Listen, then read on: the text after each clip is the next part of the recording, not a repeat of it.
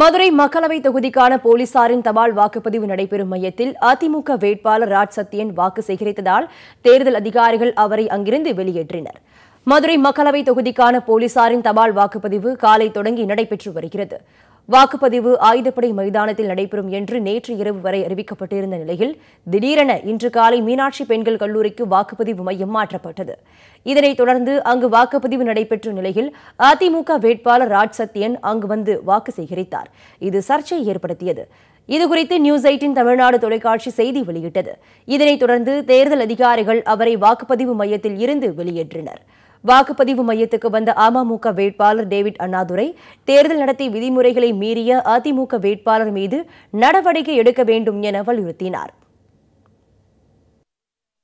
வேட்பாளர்கள் இங்கே எல்லாம் முறையாக நடக்குதான்னு பார்வையிடக்கூடிய ஒரு கடமை இருக்கிறதே தவிர வாக்குப்பதிவு நடக்கிற இடத்துல பிரச்சாரம் பண்ணுறதுன்றது அப்பட்டமான தேர்தல் விதிமுறை மீறல்.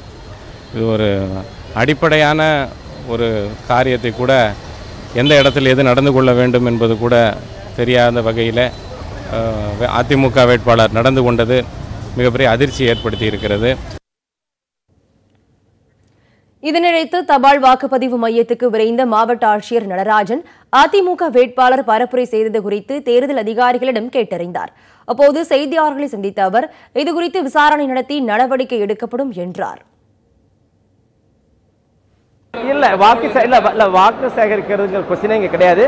அவர்களுக்கு முகவர்களாக வரதுக்கு போஸ்டல் பேலட் உரிய அனுமதி முகவர்களாக உட்காந்து வேடிக்கை பார்க்கலாம். பட் வாக்கு சேகரிப்பு போலீஸ் ஸ்டேஷன் என்ன ரூல்ஸோ அதே ரூல்ஸ் தான் இங்கே. வாசல் நின்று வர்ற போலீஸ்காரங்க அவர்கிட்ட கை கொடுத்து வாக்கு சேகரிச்சிருக்காரு. அதுக்கான வீடியோ இருக்கு. ஆனால் தேர்தல் அதிகாரிகள் பறக்க முடியும் யாருமே கண்காணிக்கிறது இல்லை. அது உடனுக்குடன் அந்த இது நடவடிக்கை எடுக்கப்படும் என்று தெரியும்.